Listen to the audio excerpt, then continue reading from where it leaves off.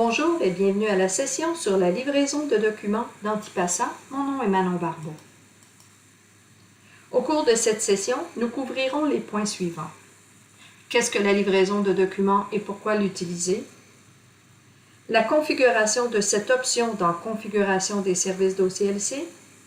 Puis nous verrons comment faire le traitement des demandes de livraison de documents ainsi que les rapports qui sont disponibles. Dans le contexte de Tipasa, la livraison de documents consiste à répondre aux demandes de vos usagers en leur fournissant des documents que vous avez dans votre collection. Votre collection comprend, par exemple, des documents physiques, des copies d'articles de périodiques imprimés, des liens vers des ressources que votre bibliothèque a enregistrées dans la base de connaissances WorldCat, des liens vers des documents en accès libre, ou des liens vers d'autres ressources électroniques disponibles dans votre bibliothèque.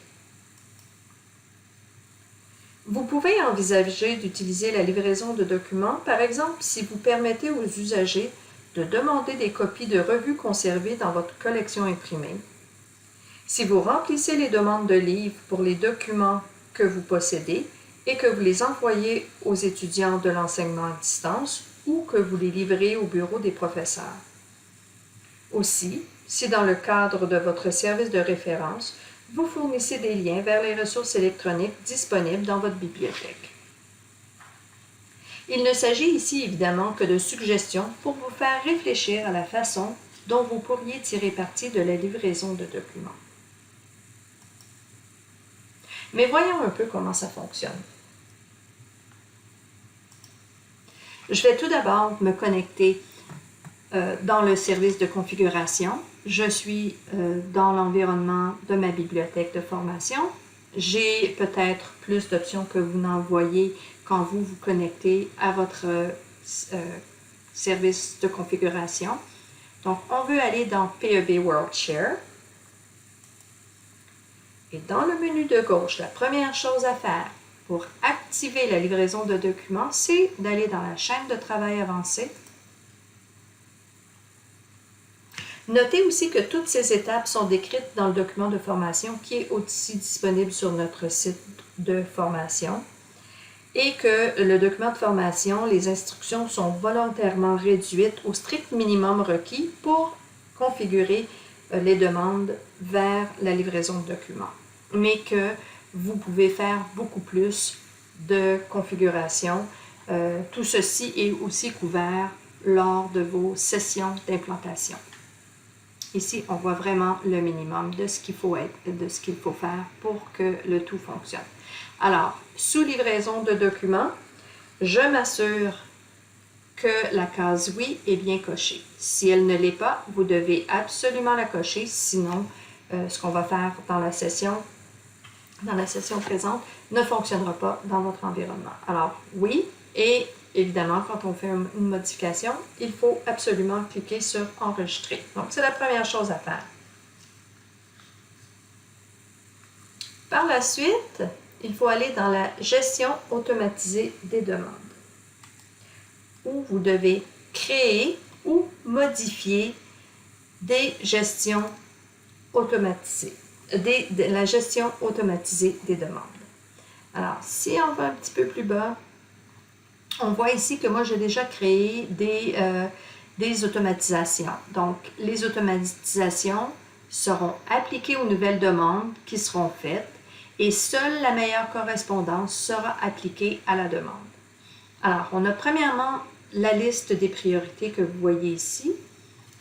La plus spécifique aura la plus haute priorité, donc le chiffre le plus bas.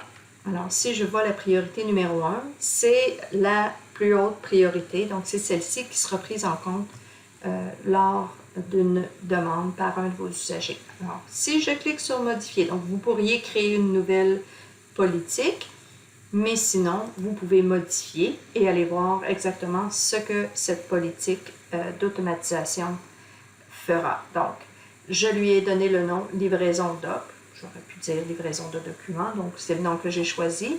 Je peux ajouter une correspondance, ajouter une action Alors, je ne m'attarderai pas sur ces différentes configurations-là parce que c'est quelque chose que vous voyez de toute façon durant l'implantation, mais je vais ouvrir la section Ajouter. Oups, je vais plutôt enlever. Je vais plutôt aller voir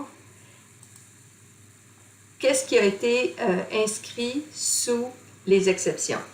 Alors, si on veut qu'un document qui est détenu par mon établissement soit acheminé à livraison de documents, c'est cette exception qu'il faut configurer. Donc, si détenu par mon établissement, acheminé à la livraison de documents. Si vous ne voyez pas cette option, c'est parce que l'option précédente que je vous ai montrée dans la chaîne de travail avancée où il faut aller cocher oui pour la livraison de documents, si vous n'avez pas fait cette étape-là, vous ne verrez pas cette option. Alors, il faut vraiment vous assurer de l'avoir activée dans la livraison de documents. Évidemment, quand on fait une modification, il faut toujours enregistrer celle-ci.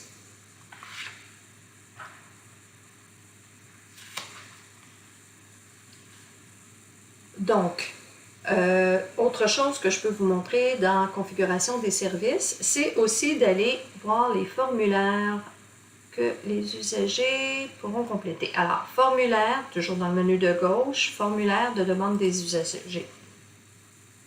C'est ici où vous pouvez configurer, ça a peut-être déjà été fait, donc si c'est déjà fait, vous n'aurez pas à revenir ici, mais si ce n'est pas déjà fait, vous allez vouloir configurer différents formulaires afin que vos usagers puissent faire des demandes dans mon dossier. Alors, on a un formulaire pour les demandes d'articles, un formulaire pour les demandes de livres et un formulaire pour toute autre demande. Par exemple, si vous avez des ordinateurs, des équipements informatiques que vous prêtez aussi, vous pourriez utiliser cet autre formulaire-là. Donc, le formulaire de demande des usagers vous permet de personnaliser le formulaire selon vos besoins. La livraison de documents et le PEB utilisent les mêmes formulaires. Cependant, TIPASA achemine les demandes vers la file d'attente de livraison de documents en fonction des informations qui sont contenues dans la demande, en fonction des fonds de votre bibliothèque et de vos automatisations.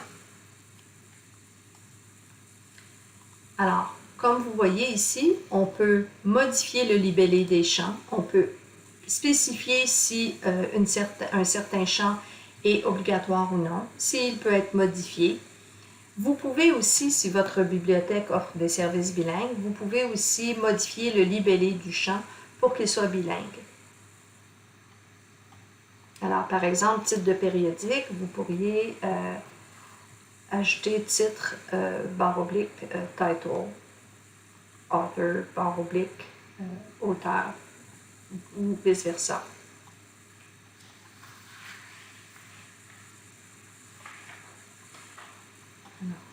On a les informations bibliographiques et on a aussi la section de l'usager. Si vous livrez des documents aux usagers, assurez-vous d'avoir l'information pertinente pour savoir où livrer le document, par exemple à un campus en particulier, à une bibliothèque précise sur le campus, ou même l'adresse de l'usager si c'est possible. Alors, vous pouvez toujours modifier l'ordre des différentes zones, supprimer des sections, rendre obligatoire ou modifiable.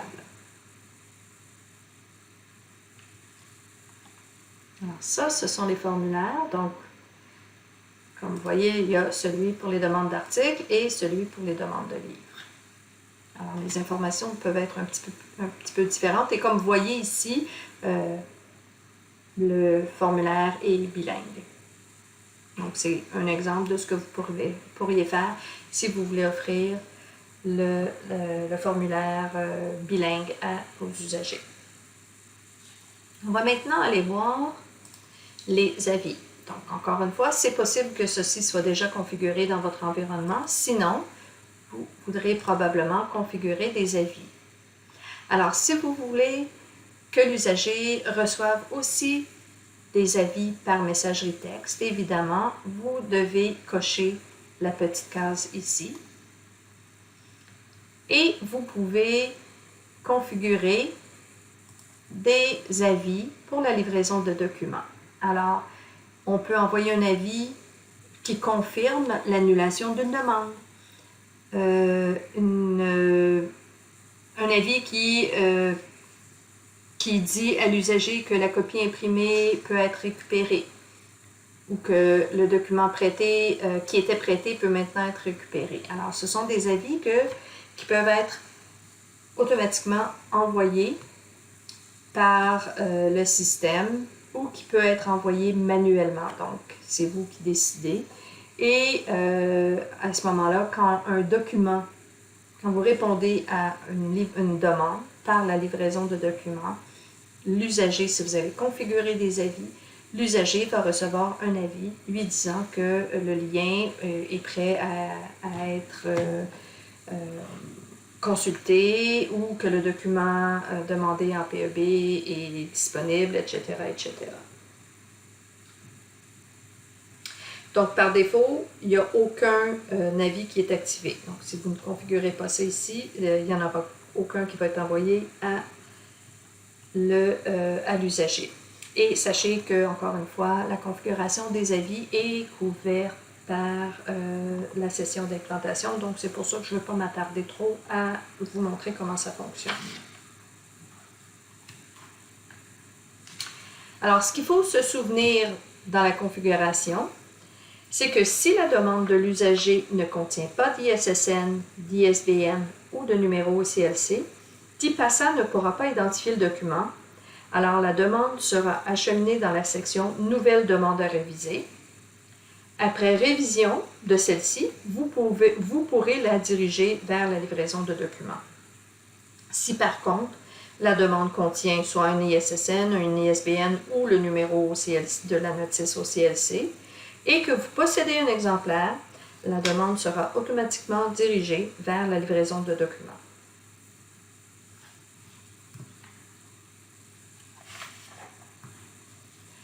Allons maintenant voir comment ça fonctionne. Alors, je vais maintenant aller dans mon environnement WorldShare, dans le préamble bibliothèque.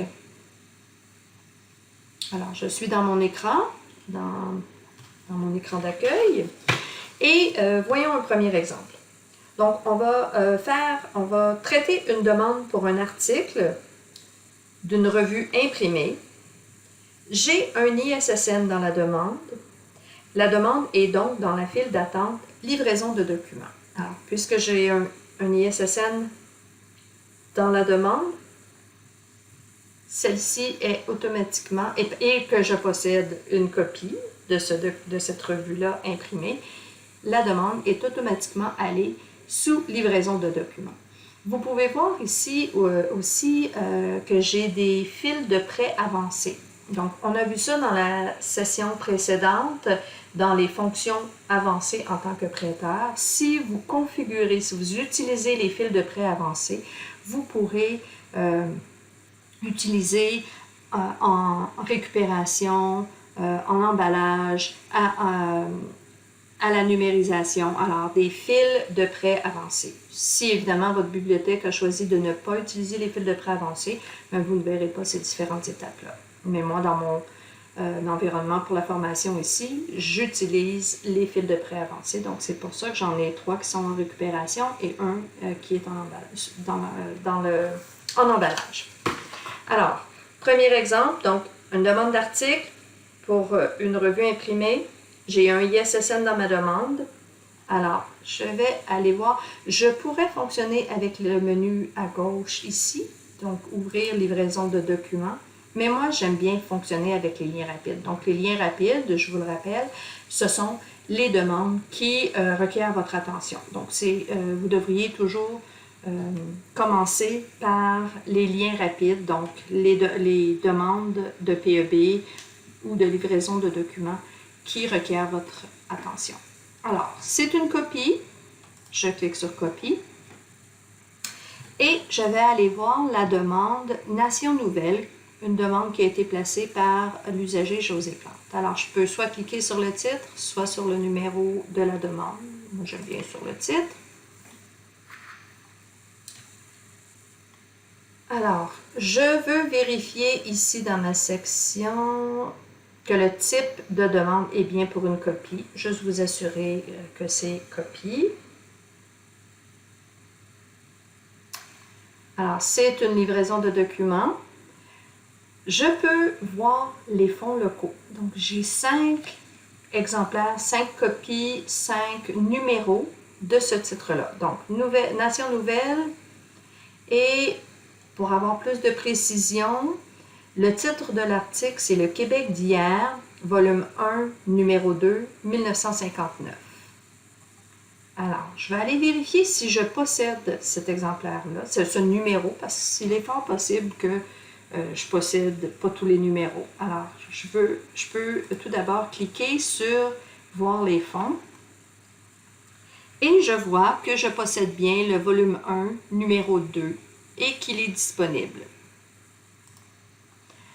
Alors, à ce moment-là, je peux mettre en récupération ce document-là pour pouvoir aller le chercher parce que c'est un document imprimé. Je vais le chercher, je fais la numérisation. Alors, tout dépend vraiment de votre chaîne de travail.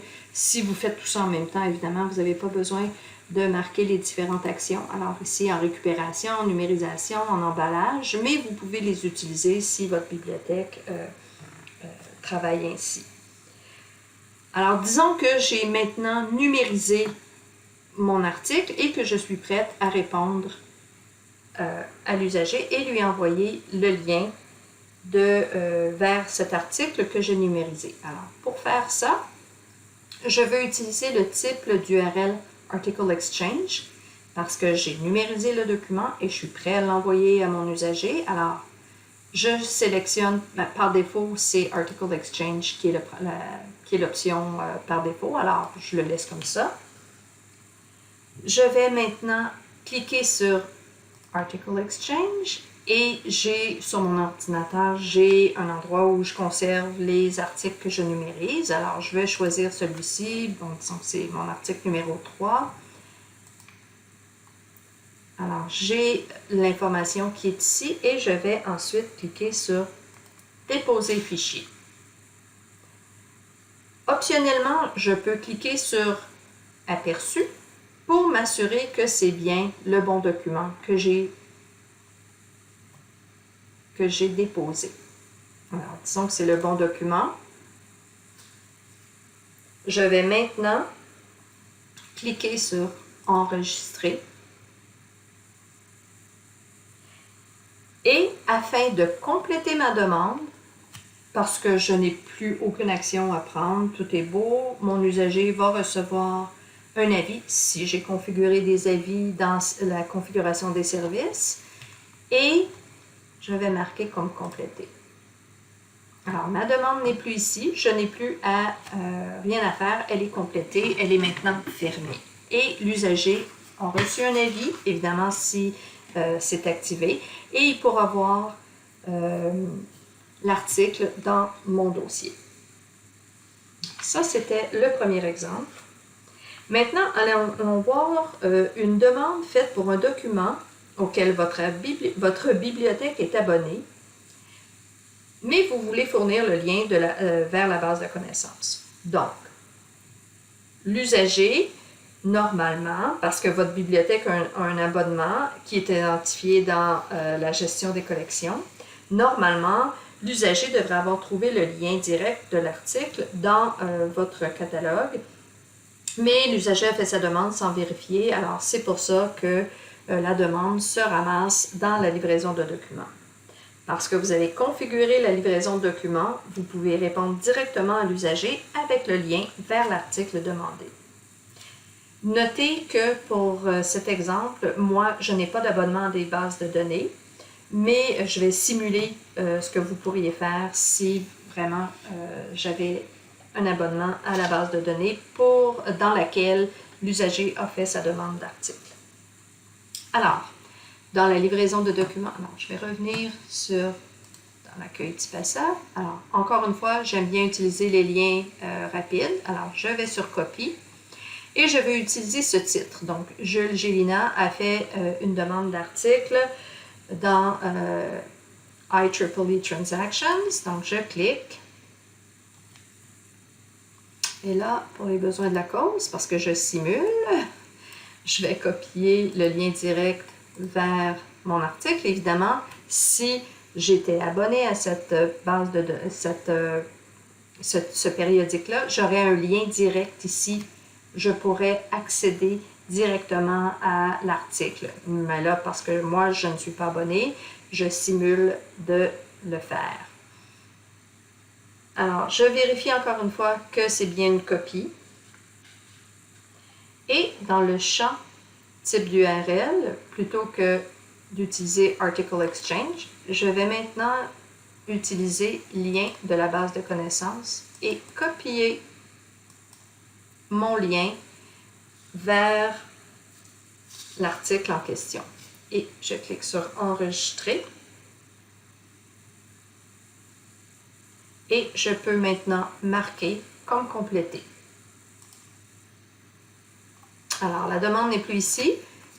Évidemment, si vous avez configuré un avis, l'usager va recevoir celui-ci et le lien sera disponible dans mon dossier.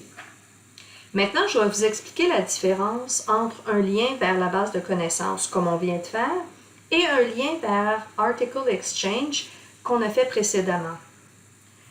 Donc, le lien Article Exchange et le lien base de connaissances, la différence c'est que dans Article Exchange, le lien va expirer selon vos politiques qui ont été établies dans la configuration des services, alors que un lien vers la base de connaissances, parce que vous avez un abonnement à cette base de données-là, à ce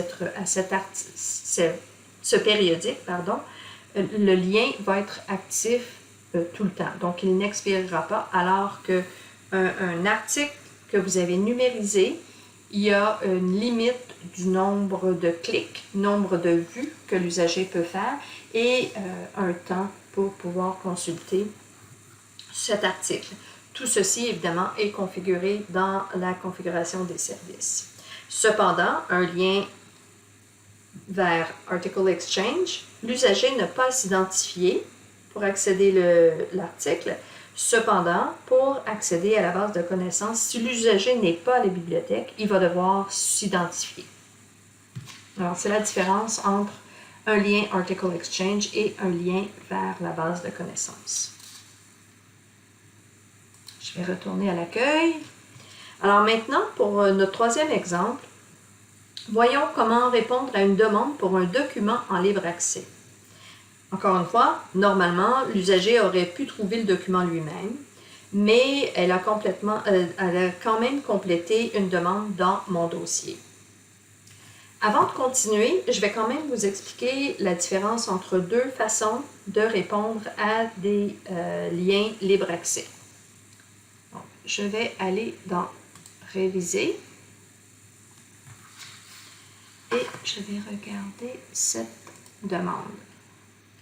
Donc ça, c'est la demande qui a été faite et cette demande est pour un lien en libre accès que je n'ai pas dans ma collection. Alors, c'est pour ça qu'elle est dans les nouvelles demandes à réviser. Donc, il y a deux possibilités. Il y a ici le lien libre accès. Alors, le lien libre accès, c'est pas celui qu'on recommande parce que si vous utilisez ce lien libre accès, vous devrez préalablement envoyer par courriel. Alors, on voit le document ici est en libre accès. On peut le voir maintenant, c'est gratuit. Alors, si je clique sur le lien, j'accède directement le document. Je pourrais l'envoyer par courriel. Donc, cliquer sur courriel, compléter l'information. J'aurais pu aussi définir un bordereau, utiliser un lien pour libre accès. Alors, si j'ai prédéfini l'information que je veux voir dans ce type de bordereau, je peux l'utiliser, envoyer le courriel à l'usager et ensuite, je clique sur envoyer la demande. C'est ce que le lien libre accès fera. Cependant, si on va prendre cet exemple-là. Donc, mon document, je l'ai trouvé. C'est dans les nouvelles demandes à réviser. Par contre, je veux l'envoyer dans la livraison de documents parce que je veux répondre à mon usager. Alors, ce qu'on a vu qu'on pouvait faire, c'est utiliser LibreAccès, mais il faut avant avoir envoyé un courriel à l'usager. Donc, quand on utilise cette méthode, l'usager ne reçoit pas d'avis et le lien vers le document en libre accès n'est pas compris dans mon dossier. Donc, il va seulement recevoir un courriel et il ne pourra pas retourner voir dans mon dossier si on a bien répondu à la... En fait, la demande va être complétée, mais le lien ne s'y trouvera pas. Donc, ce qu'on privilégie, c'est vraiment d'utiliser le type d'URL lien libre accès. Alors, quand on utilise le lien libre accès,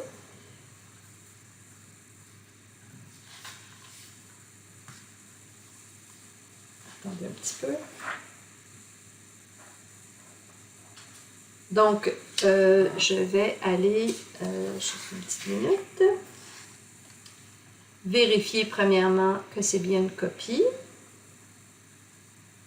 Je vais cliquer sur « Chercher dans Google Scholar ». Alors, le système m'amène directement au document en libre accès. Je clique et là, je peux soit télécharger le document en PDF ou de télécharger la citation. En fait, je ne sais pas exactement ce que l'usager veut, donc je vais plutôt copier le lien et revenir dans ma demande. Donc, c'est un lien en libre accès. Je vais copier l'URL ici. Enregistrer. Et je vais maintenant marquer comme complété. Donc, j'ai complété la demande de livraison du document.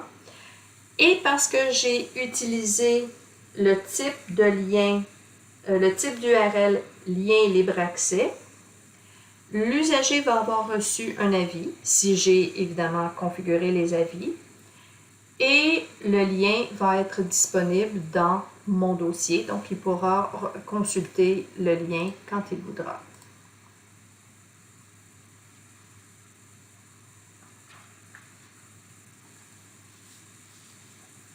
Alors, les liens vers le contenu en accès libre, comme je vous ai montré dans la demande, ils proviennent des collections en libre accès de la base de connaissances de WorldCat.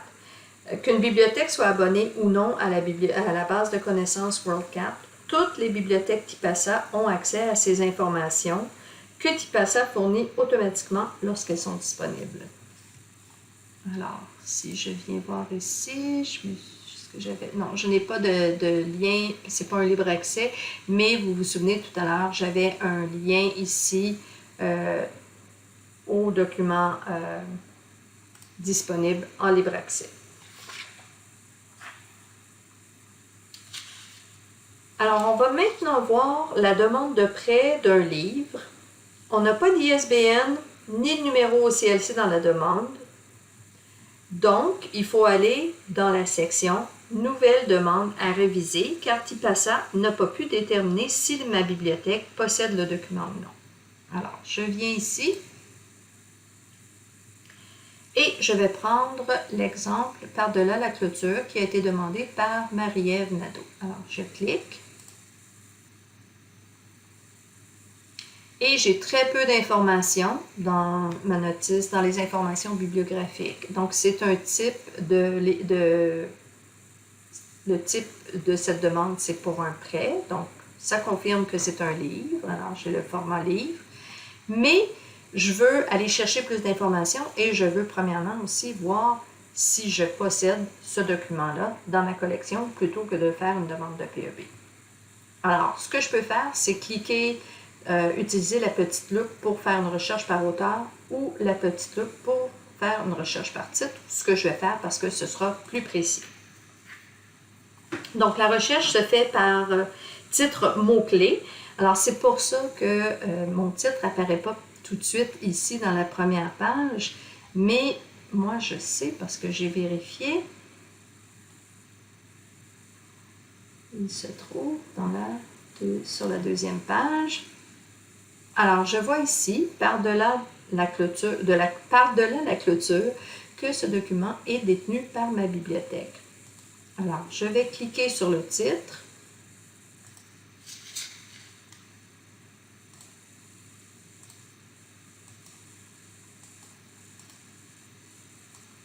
Je m'excuse, j'ai un message qui apparaît.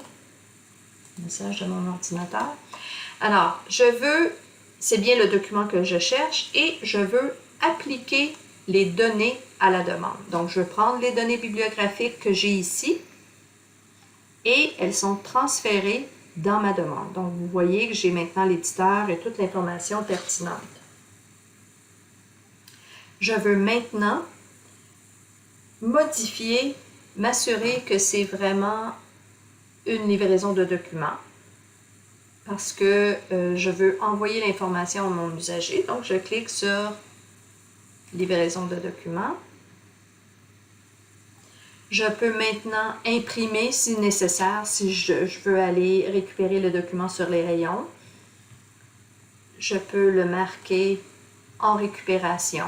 Donc, si j'utilise les fils de prêt avancés, sinon, je peux compléter la transaction et la marquer comme étant complétée. Celle-ci, je vais la laisser en récupération.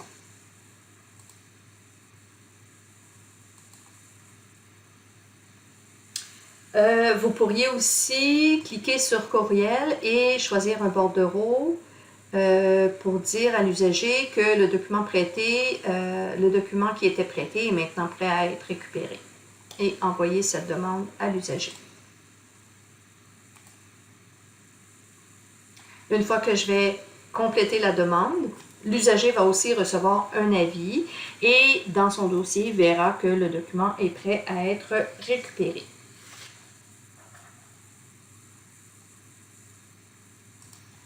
Revenons maintenant à l'accueil et on va voir une demande d'article d'une revue imprimée. J'ai un ISSN dans la demande, mais le volume spécifique requis n'est pas disponible à ma bibliothèque. Alors, donc je possède une copie. Automatiquement, la demande est allée dans la livraison des documents. Et je vais aller voir le titre Financial Statement que Isabelle Beaulac a demandé. J'ai un exemplaire, donc la localisation et la cote ont automatiquement été inscrites dans le numéro ID local. Je vais cependant aller voir, donc si je vois que le volume qui est demandé, le volume et le numéro, c'est volume 28, numéro 5. Alors, ce que je vais faire, je vois ici, dans mes fonds, que j'ai le volume 23, numéro 2 seulement. Et ça a été vérifié il y a moins de 7 heures. Donc, ce que je possède, selon les fonds de ma bibliothèque, volume 23, numéro 2, et mon usager demande volume 28, numéro 5. Donc, je ne possède pas le document. Je ne peux pas faire une livraison de document. Alors, ce que je vais faire, je vais plutôt transformer cette demande de livraison en demande de PEB. Je peux donc maintenant appliquer des données fixes pour une copie et procéder à ma demande de PEB. Donc, comme je ferais pour toute autre demande.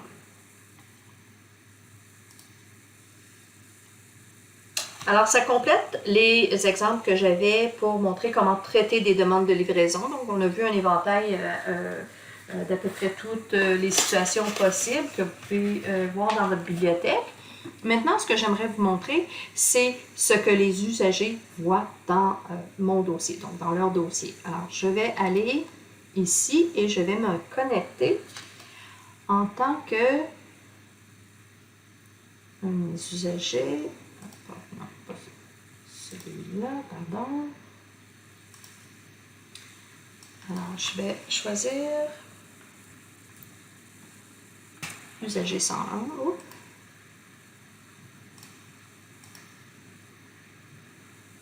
Alors, Jules peut aller voir dans mon dossier ses demandes. Et il peut créer une nouvelle demande. Alors, si je clique sur créer une demande, c'est ici que les fameux formulaires que je vous ai expliqué tout à l'heure dans la configuration des services, c'est ici que les différents formulaires apparaissent. Alors, pour un article, pour un livre, ou si c'était pour un tout autre document, autre qu'un article ou un livre. Alors, voilà à quoi ressemble le formulaire que vous aurez préalablement personnalisé. Alors moi, vous voyez ici que j'ai des informations en anglais, mais c'est parce que j'ai pas vraiment configuré totalement mes formulaires. Alors pour un livre, les informations que l'usager peut compléter. Il peut aussi aller voir son profil. Alors s'il veut que des avis soient envoyés, il peut configurer une autre adresse électronique que celle qui est déjà dans son dossier. On peut retourner à demande. Alors, sous demande, évidemment, il peut annuler des demandes. Mais on peut voir ici, vous vous souvenez, le lien vers la base de connaissances que j'ai envoyée à mon usager. Alors, c'est le titre. On peut voir les détails de la demande aussi. Alors, on voit un peu d'informations. S'il y avait eu des avis qui avaient été envoyés, on le verrait ici. Donc, on a un résumé. On n'a pas l'avis en tant que tel, mais on a un résumé qui dit à telle heure, tel jour, il y a un avis qui a été envoyé à l'usager. Mais ici, l'usager peut cliquer sur « Disponible pour consultation » parce que ça, c'est un lien vers ma base de connaissances. Celle-ci est complétée. Encore une fois, je peux voir les détails de la demande. Si j'avais eu des avis, évidemment, je n'en ai pas. On verrait le détail ici. Cette demande a été complétée. Et ici, dans cet exemple-là, on voit que l'article est disponible pour consultation et qu'il reste 6 consultations et que le lien expire le 15 février. Alors ça signifie que c'est un lien Article Exchange. Donc, vous vous souvenez tout à l'heure, j'ai envoyé un lien vers un article que j'ai numérisé. Donc, si je clique sur « Disponible pour consultation », l'usager devra approuver l'avis du droit d'auteur que vous aurez inscrit ici et avant de pouvoir consulter le document. Et là, si je mets à jour, si je mets un petit peu plus bas, vous verrez qu'il lui reste maintenant 5 consultations. Évidemment, le nombre de consultations et la date d'expiration, c'est quelque chose que vous configurez pour votre bibliothèque dans Configuration des services. Donc, le document n'est pas encore prêt à être récupéré. Alors, c'est un exemple. Je vais maintenant utiliser un autre dossier. Je vais maintenant aller voir cet autre usager.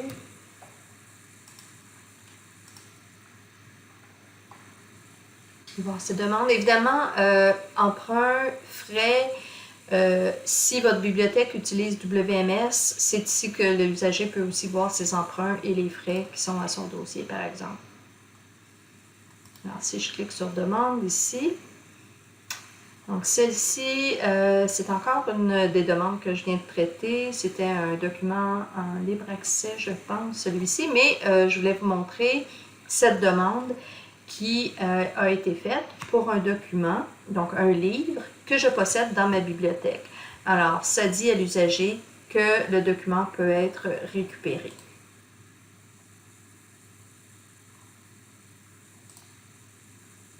Et celui-ci aussi. Cette demande a été annulée par contre. Donc, si on va voir les détails, on voit que la demande a été annulée par l'usager. Les demandes restent là, mais l'usager peut toujours demander de nouveau ou supprimer, annuler des demandes. Alors ça, c'est mon dossier d'usager. Donc, si l'usager est en train de faire une recherche dans Discovery et qu'il place une demande pour un document que vous possédez, donc vous possédez, si sa demande est partie à partir de WorldCat Discovery, dans la demande, il y aura certainement un ISSN ou un ISBN et un numéro de notice au CLC. Alors, automatiquement, les demandes vont aller dans livraison de documents plutôt que dans PEB. On va maintenant aller voir les rapports qui sont disponibles. Et pour ce faire, je dois utiliser un autre environnement parce que le mien n'a pas vraiment de données pour montrer les rapports.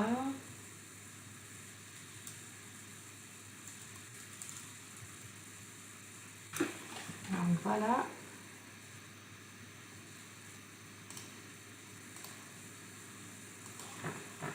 Donc, pour voir les rapports, il y en a 3 qui sont disponibles pour la livraison de documents. Donc, pour les voir, il faut aller sous Analytique. Évidemment, il faut que vous ayez le rôle qui permet d'aller dans Analytique. On clique sur Rapport et encore sur Rapport. Et on a la section Préentre bibliothèque. Il est possible que vous ayez seulement Préentre bibliothèque et non pas ces autres sections-là. Donc, tout dépend du rôle qui a été assigné dans votre dossier.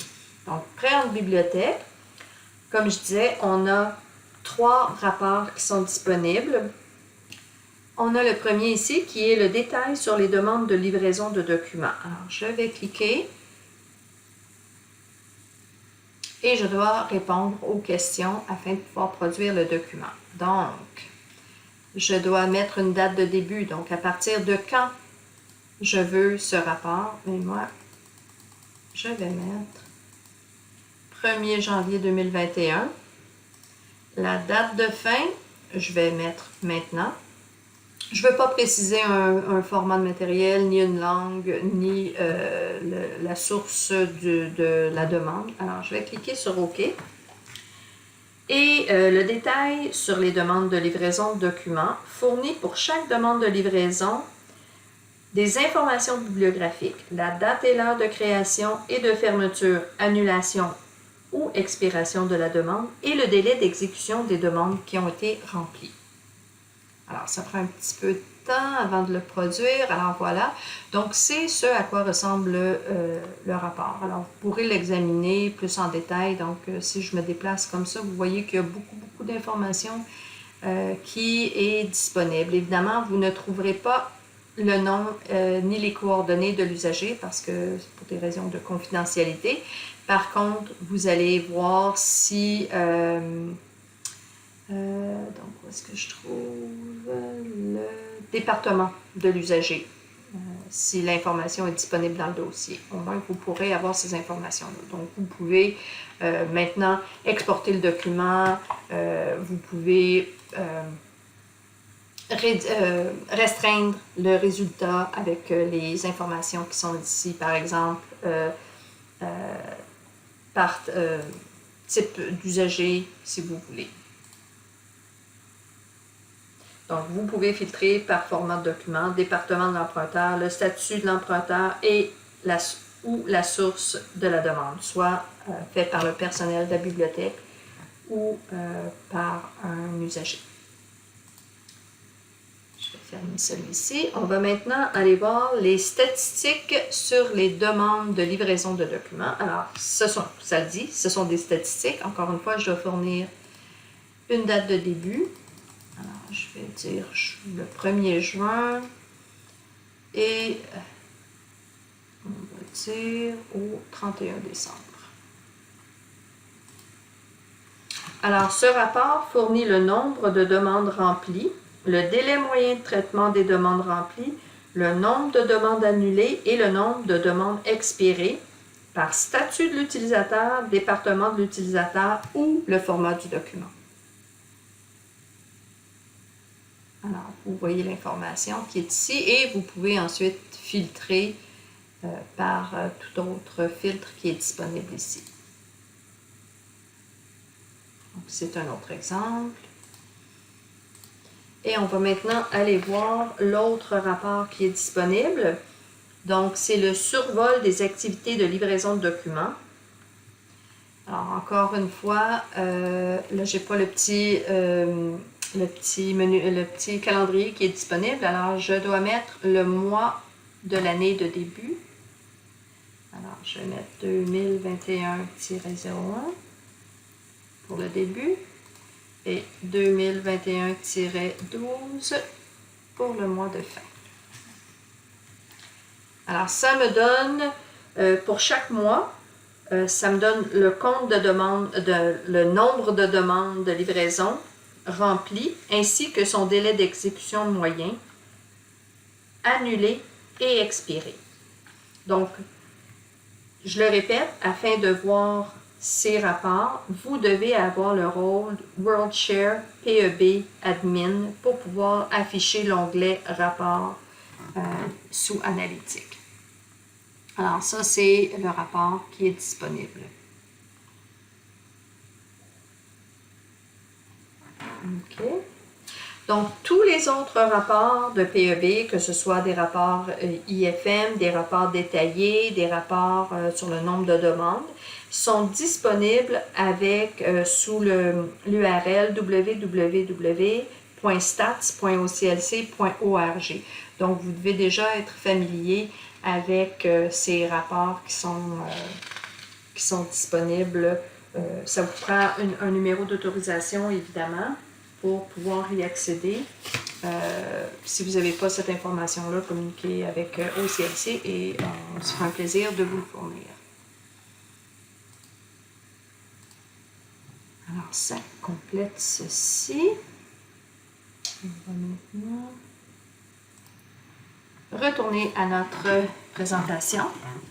Donc, toute la documentation et la formation disponible pour TIPASA est disponible à cette adresse URL ou en utilisant l'option Besoin d'aide. Donc, si je retourne ici, donc, sous le petit menu Besoin d'aide, sous Aide générale, le système m'amène automatiquement à toute l'aide qui est disponible. Donc, c'est divisé par type de service. Alors, nous, on veut le partage des ressources, partage de ressources. Et ici, on choisirait TIPASA. Et là, vous avez accès à toute la documentation ainsi que les formations qui sont disponibles pour TIPASA. Alors, si je vais tout en bas,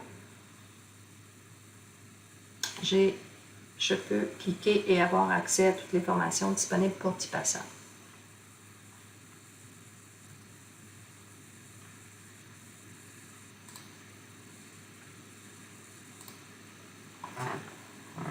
Donc, en utilisant ce lien ou en allant directement à cette URL. On a aussi le Community Center qui est disponible encore sous le menu Besoin d'aide. En cliquant sur Community Center, c'est disponible en anglais seulement, mais c'est là où vous allez pouvoir discuter avec d'autres utilisateurs de TIPASA. C'est là où vous allez pouvoir voir les actualités et les événements TIPASA. Et c'est là aussi où vous allez pouvoir faire des recherches de demandes d'amélioration et ou soumettre vos propres demandes. Si vous avez des questions sur TIPASA, vous êtes en implantation, alors envoyez un courriel à cette adresse. Donc, c'est pas implantation, mais c'est implementation@oclc.org et l'un des responsables de l'implantation répondra à votre message.